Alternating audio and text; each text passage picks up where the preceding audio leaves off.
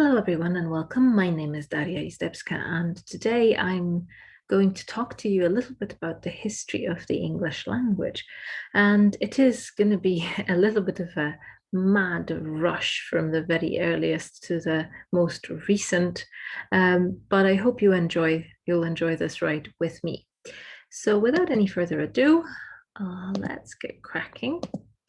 History of the English language in a nutshell. What we gardana in jerdagum seot kuningas rimje frunon, huda edelingas ellen fremedon, oft schild sheving shedna thretum monigum mesum medosetla ofteach egsode eolas. What have I just said? What is it? What's happening? Is it Dutch? Is it Norwegian? Well, perhaps you'll be surprised to know that this is in fact English. It is the earliest version of English, what we call Old English, not just because it is quite ancient and from a time long ago, but because it is a specific period in language history. These lines in particular come from from the poem Beowulf, and they're the opening lines of this poem. You may find that you don't really recognize that much from this passage in terms of either words or even sounds. And that is because there's been quite some time between then and now. In fact, this could have been written in about 8th or 9th century. So yes, about 1,000 and a bit years ago. Now, most often when we say Old English, people might, think about this. Ye olde tea shoppe, or ye olde pork pie shoppe, free Wi-Fi. And that is a kind of perception of English that we have, is that maybe Shakespeare is Old English. But just as a side note, let me tell you that the ye is an example of a mega misunderstanding, because it was the shape of the letter that was actually supposed to stand for th. So the old pork pie shop would be more appropriate. But leaving pork pies alone, we do often tend to think of Old English as Shakespeare, and we don't really tend to go very much further back in time than that. And here is a fragment, a passage from the first folio edition of Shakespeare's work, but not one of his own texts, but rather the introduction from the first folio by the publisher saying, please buy my book, please. So you have it there, buy, but whatever you do, buy. So it's early kind of advertisement and incitement to purchasing. And we can understand this actually. The spelling may feel a little bit funny, but still is understandable enough. So that means that what we're going to be talking about today is how language changes. And language changes in a lot of different ways, on a lot of different levels. And we could spend ages talking about every single one of them from a language perspective. Because sounds change, sounds can disappear, new sounds can be added, existing sounds change to something else, and therefore you're pronouncing the word completely differently in one century than in the other. In Old English, we used to have such weird sounds as r and u, and they're no longer used. So on the level of sound, things change, but things also change on the level of letters and orthography. The letters have different shapes, the different scripts are used, and different spellings are used, from ones we wouldn't even recognize to, a variety of different spellings. Similarly, words can change, and they can either change in terms of being added to language or removed from language. So some of the words may disappear over time and no longer be used. Some are added from different sources, mostly either by creating them or by bringing them over from different languages. And words can also change their meaning over time quite dramatically sometimes. And that's not only that, words can also change in their form. So that's more of a kind of grammatical change, where let's say the form of the past tense or the form of the plural form will be different. And finally, on the level of kind of larger grammar, sentences can be constructed according to completely different rules and patterns. So all of these different levels can change. And what we're going to do today is have a look a little bit at how the language, or how English language changed over time. The history of the English language is pretty much begun in 450 AD, and we can divide it into three main time periods: Old English, Middle English, and Modern English. And we can further subdivide Modern English into early and late. And you have there some indicative dates. Now, of course, all dates in something like a history of English are quite arbitrary. There are some defining points of history that really make a difference, but language change doesn't happen overnight. It's not like that. Usually takes decades, maybe generations to fully become implemented. But this is our timeline. This is our roadmap, and we'll kind of look in on each one of these periods, visit it for a little while, and see what we can find out. The story of English is really a story of raids, invasions, exploration, wars, but also technological innovations and changes in social structures and cultural norms, and a kind of constant tension between the processes of variation, so how different dialects occur, different accents, and they want to keep being different, and the processes of standardization, where everyone kind of wants to go towards the language looking the same. But there's always a but. Before I start with English, we could ask, well, okay, but what happened before English? What happened before 450 AD? Languages don't usually appear out of nowhere and in complete isolation. There are some exceptions to this rule, but not very many. Usually they are part of bigger groups or bigger families that we call them. And these groups or families share a common ancestor language.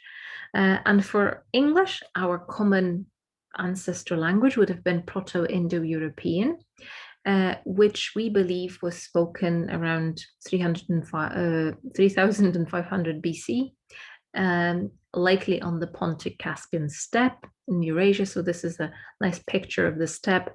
But if you want to, you're a bit more geographically minded, here is the map of where that location is. So we don't actually have any surviving evidence of that Proto-Indo-European language, but we are reconstructing it on the basis of the surviving daughter languages, so the languages that we know exist. And the Proto-Indo-European or Indo-European language family started somewhere on that steppe right there and spread over most of Europe and also some parts of Asia. And this is why you can find similarities in these languages, whether it's Celtic or Greek or Indian Sanskrit, for instance, or Persian. That language family has spread quite a lot. But for English, what we're really interested in is one of the branches of this family, and we're talking in terms of the kind of tree model with a main root and then branches coming off, is the Germanic language family.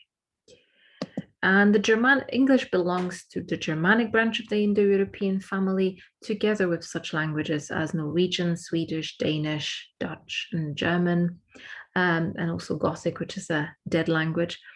And it's not just a matter of similar vocabulary, but it's a matter of similar structures that these languages employ. Let's start with our little investigation of these different time periods.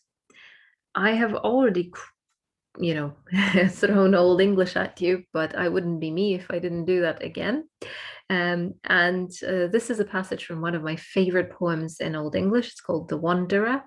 It's a little bit depressing and gloomy because the person is alone in bad weather and really wants to return to the warm comforts of the hall. It's a beautiful poem, and I think it really works when you start reading it out loud, much better than when you read it on the page. Oft him anhaga are jebides, Methodus miltse, that the he mod cherig, jond lagula de longe shal de graran met hondum rimkalde se. Wadan reklastas, weird bit full red. Swa kwath eerdstappa, erfedda je myndig, rathra wel slechta winnemaya rere. I would be quite impressed if you got at least a few words out of it, but, you know, maybe pause this video, look at the screen for a moment and think, do I recognize any words? And if you look closely, maybe this one, midhondum, hond, hand, shoulder, shall or should, longer, long. So we have a few words here and there, but we do get the sense of this kind of overwhelming unfamiliarity with what we're seeing.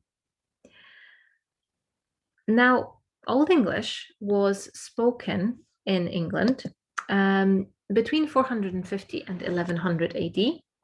The kind of the beginning date that we take as the beginning of that period is the kind of legendary arrival of the Anglo-Saxons and Jutes. So Anglo-Saxons and Jutes were Germanic tribes who lived in kind of what is now modern northern Germany and Denmark. And these tribes decided to invade, go over to England and settle there. Now, previously, the population of Britain was Celtic, but kind of heavily Romanized after the Roman Empire, but they got invaded and pushed a little bit to the side. And these Anglo-Saxons and Jutes created their 7 different kingdoms. So they had separate kingdoms, but they all spoke some variety of what they later called English. And that's how English starts. And some important things that also happened in this time period was that in the 6th century, they were Christianized. So that means that they were also adopting literacy and written culture. And therefore, we have all this surviving evidence of what the language looked like. And this is the earliest form of English that we have, and therefore it is the least comprehensible to modern audiences. We will find it difficult to understand because the vocabulary is predominantly Germanic. So actually, if you know German, you'll understand more out of that than if you don't, and you can make those connections quite easily.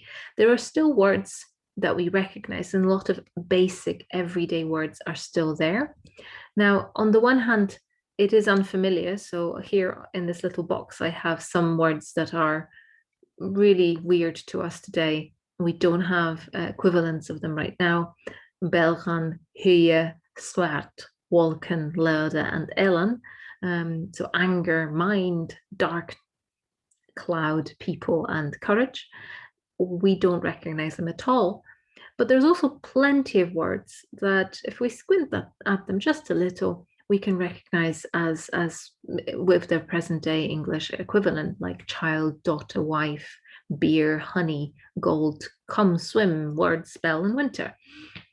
So even though there is that barrier between us and the Old English language, there is still plenty there that shows just how it became the basis for our present day English. Some of the unfamiliarity that may have also arisen from the weird characters, maybe you observed them, either they were taken from runic alphabet or the kind of combined Latin characters. And Old English language was also different because it relied on a very complex system of grammatical endings and forms with a relatively free order. And we're not going to go into too much detail about grammar in this section, but it is important to know that this is quite a big difference, that Old English is much more like something like Polish or Russian in terms of the grammar than it is like present day English.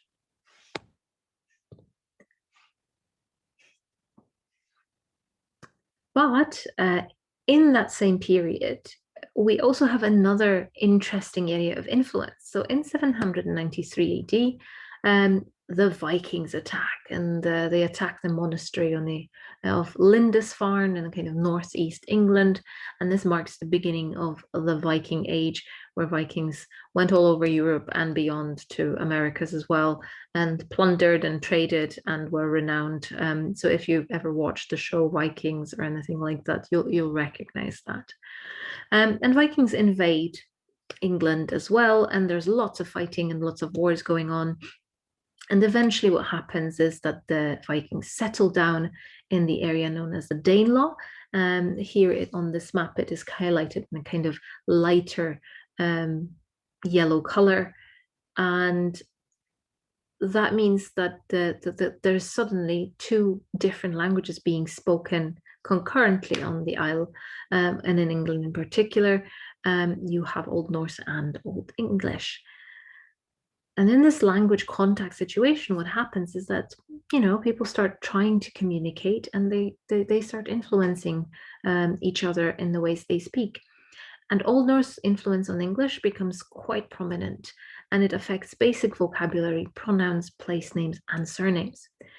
And that's a really interesting thing, because that basic vocabulary gets affected. So I have here this little sentence. It may sound like a really weird sentence, but bear with me. She gasped, called out, "They are wrong, mistaken to want steak." It's a perfectly ordinary English sentence, isn't it? And yet that sentence would not have been possible without the Scandinavians. Pretty much all of the words in that sentence, maybe with the exception of something like to, have been borrowed from Old Norse, have infiltrated English, and have just become embedded in it to the point of being now recognized as basic elements of the English language. And that kind of influence cannot be overstated. Shall we move on to our next period? This is Middle English, and Middle English is perhaps a little bit more familiar to you. I am going to read out the prologue to the Canterbury Tales by Geoffrey Chaucer, so that's 14th century.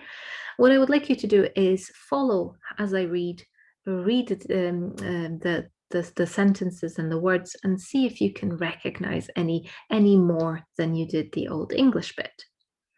And listen to how I pronounce it as well. Juan that April with his sure sotte, the drucht of March had perset to the rotte, and bathed every vine and sweet liqueur, of which virtue engendered is the floor. Juan Zephyrus eke with his sweete breath, and spirit hath in every holt and heath, the tendre kroppes and the jonge sonne hath in the ram his halve koers I runne, and smalle fooles maken melodie, that slepen al de nicht with open ear. So pricketh hem natuur in her courages, than longen folk to gone on pilgrimages. So that's Middle English for you, pronounced as it likely would have been at the time. And here you may start recognizing things a little bit more easily. One thing that you can see is there's no really weird characters. The spelling is a little bit different. Sometimes, things like melodia with a Y, but pilgrimages, that looks pretty similar, doesn't it? So we recognize it much more as English than Old English. And yet there's still very many differences. You can hear the differences in how I pronounce things.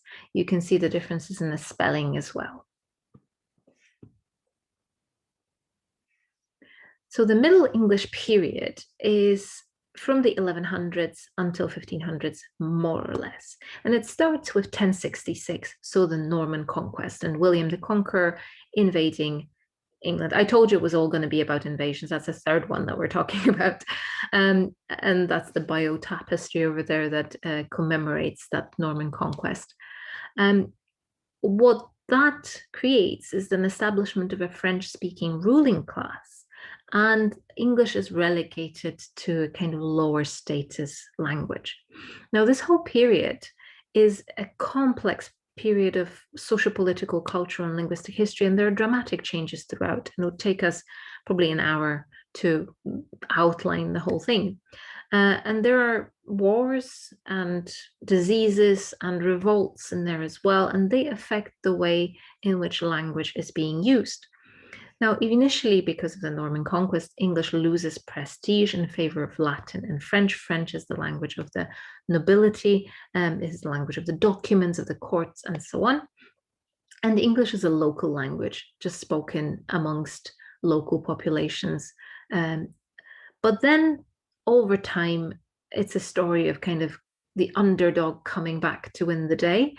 Because with things like the wars between France and England, French starts to lose the prestige and English starts regaining it again and becoming eventually a national language established as that kind of most important language in the land.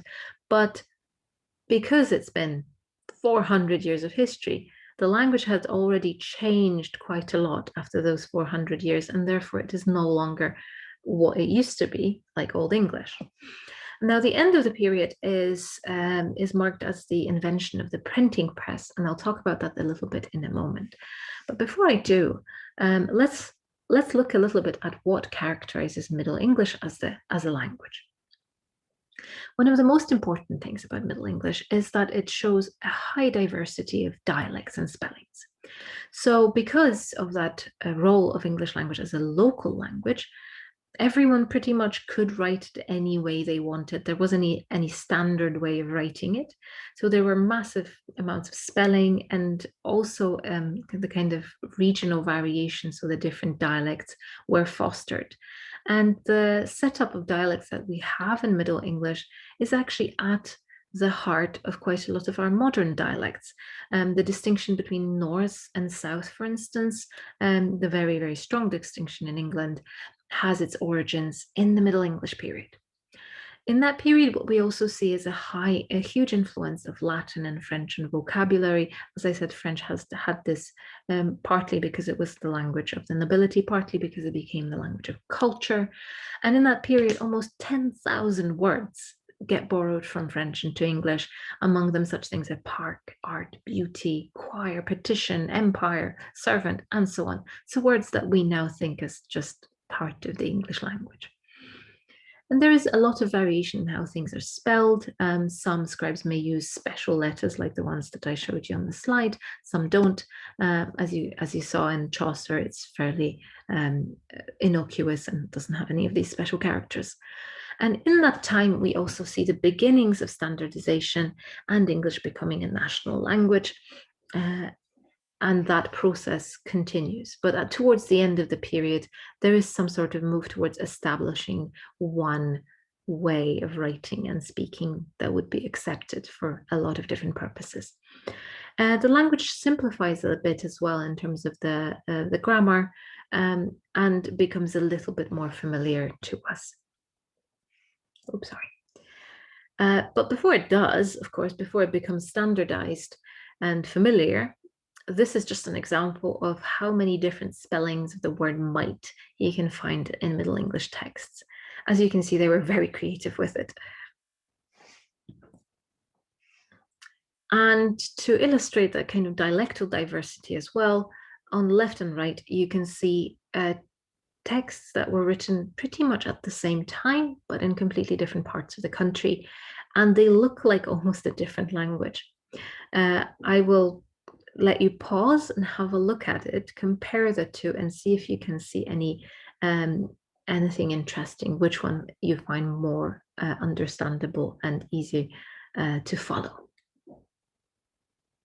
So you could, for instance, see the different characters in the right one and slightly less by way of recognizable vocabulary.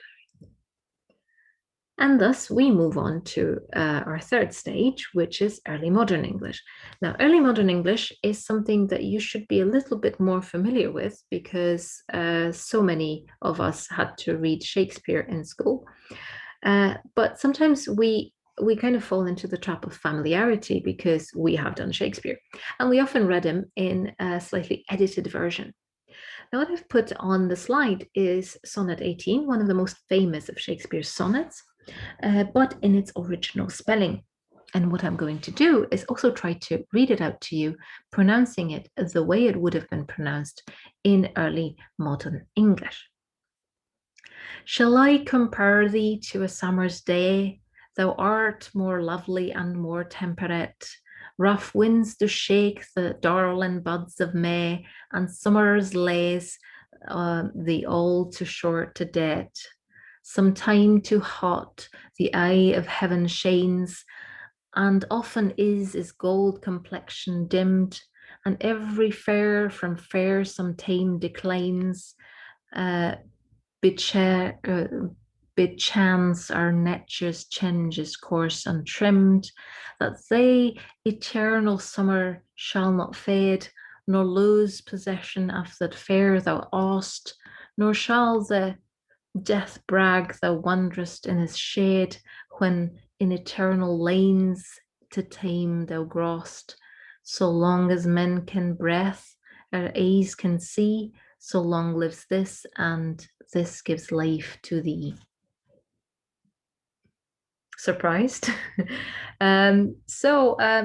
You might think that sounds familiar. You might think, okay, which English dialect does this sound like? And you may find that perhaps that's a little bit of summer country, Somerset, perhaps, maybe a little bit of Irish in there. And in some ways, these accents that we have in English are a little bit closer to what early modern English was like. What we speak right now is quite different. It has changed quite a lot over these many centuries. But we do recognize the language, we follow it more or less. Sometimes there are words that we will not understand.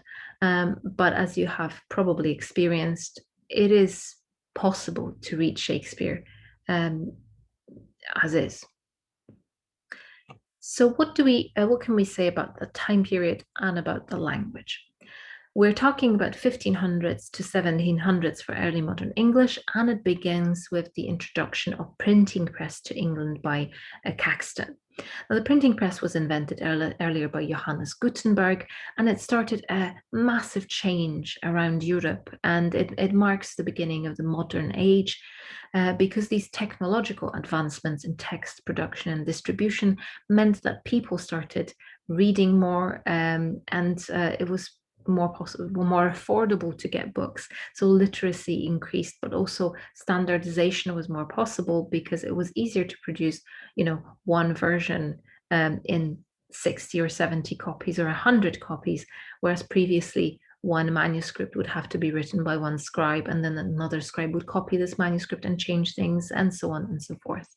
So printing as a technological invention has tremendous impact on that time period. And it also feeds into the general kind of rebirth of classical learning and the Renaissance and developments in art, architecture, and so on. And English becomes this language of science and literature. We also have the Reformation, so a schism in the church, and various Bible translations start becoming produced. And that again also feeds into this increased literacy of the people. And finally, colonial expansion. So not only Britain, but also other European nations starting to expand their influence around the world, start subduing other peoples in other countries, having more and more trade and language contacts with faraway countries in Asia, Africa, and the Pacific and the Americas. Now, early modern English is much more comprehensible to us, to modern audiences. Some words have changed meaning. There are differences in syntax, and as you heard, actually the pronunciation was quite different. We had that rolling kind of growling sound. The vowels were a little bit different as well. And this is the period where we again see an expansion of vocabulary, but that is more specific to the different things like the colonialization or the Renaissance and so on. You can, for instance, look at this little box there. All of these words have come into English at that time period from different languages. such as Latin, French, Italian, or Dutch, or even further afield from other languages such as Nahuatl, which is a South American language. And that expands the capabilities of English as a language that can express more and has more concepts in it because of all these contacts. What we also see is more standardized language because spelling reforms are being introduced.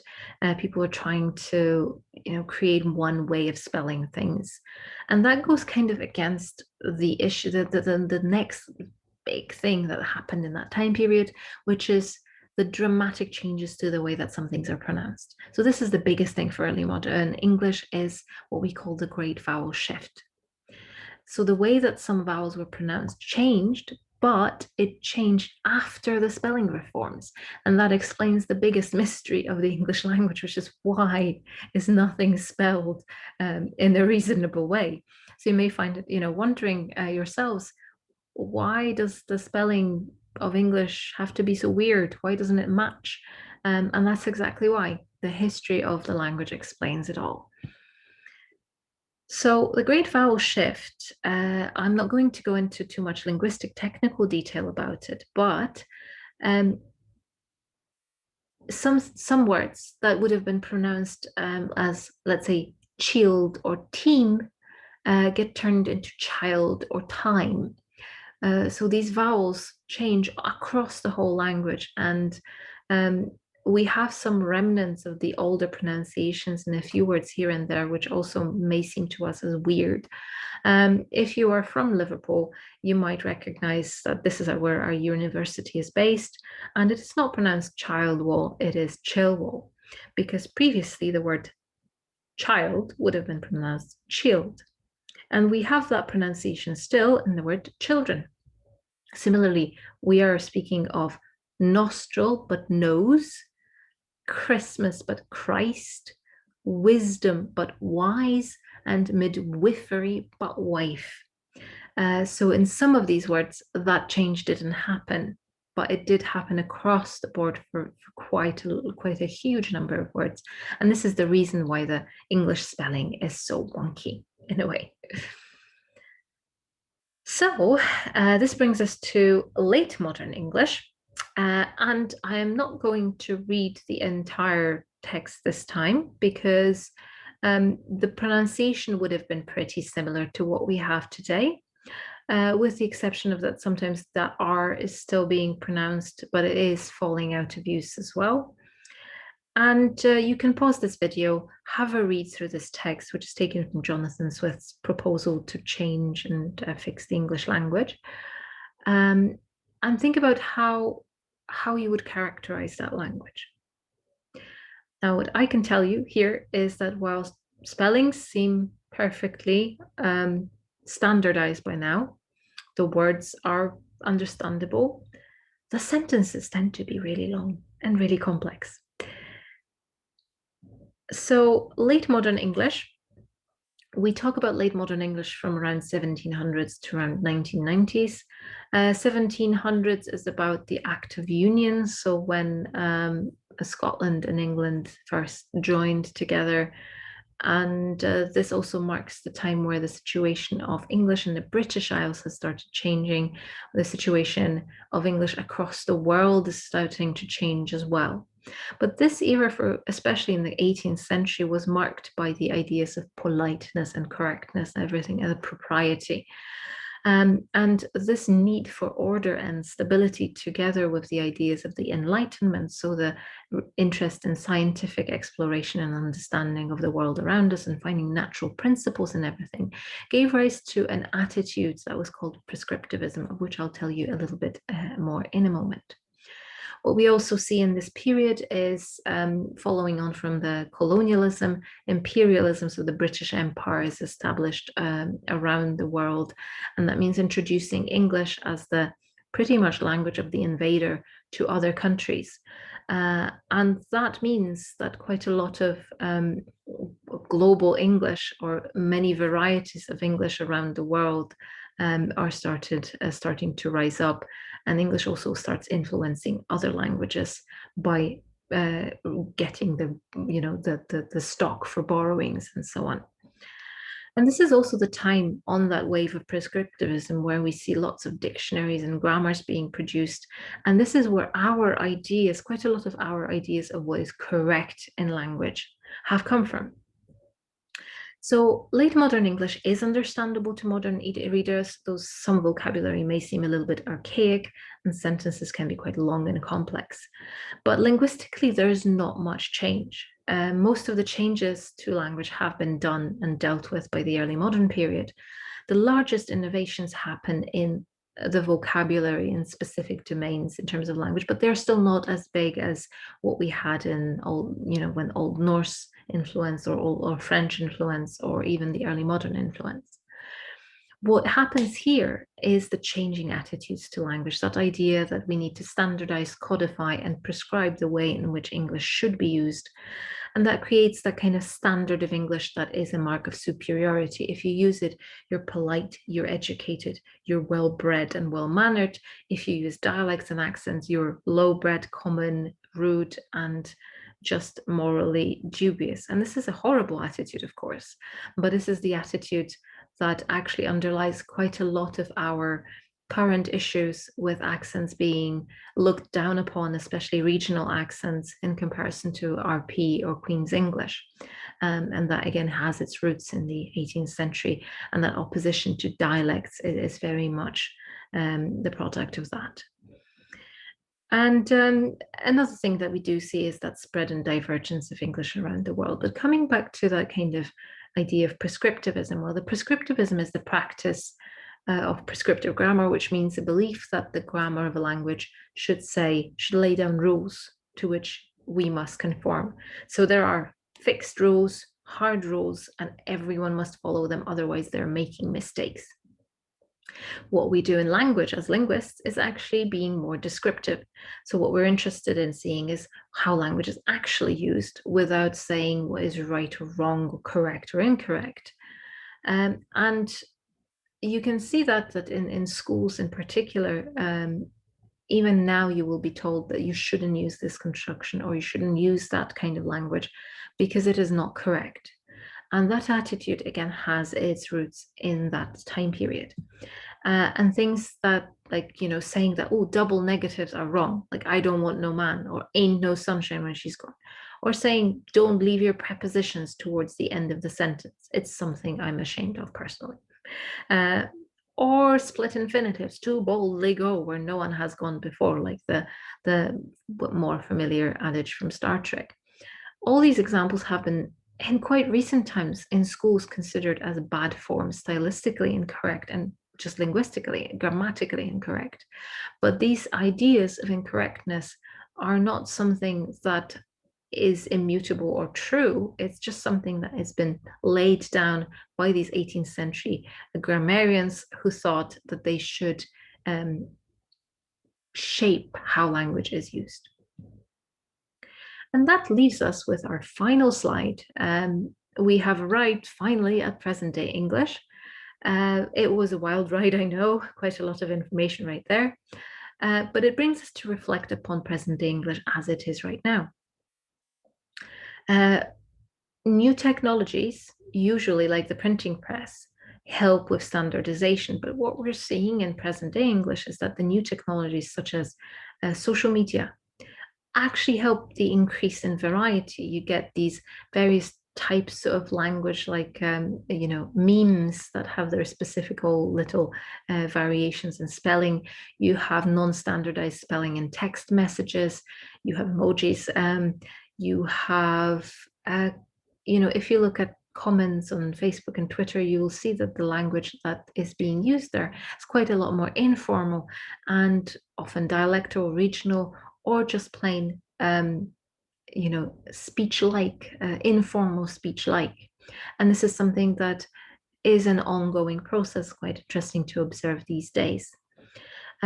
Another thing is that English is currently a lingua franca, so a global language, and it is being used everywhere. For how long, we shall see. So this story this story of English is essentially a story of change, a story of lots of different external factors affecting language, whether it be events like wars and invasions or inventions, technological inventions. And some of it is just meeting the needs of the people who use language. I hope that you will be able to reflect on your own language, the way you use it. Maybe do you have any strong opinions on what is correct or incorrect? Do you have any opinions on whether dialects and accents should or shouldn't be allowed? Or maybe you just think, oh, Old English sounds really cool. If you have any thoughts whatsoever, don't hesitate to get in touch with me. I'm always happy to hear from you. And if you have questions, just let me know. So thank you very much for listening to me today. And until we see each other again at some point in unknown future. Bye-bye.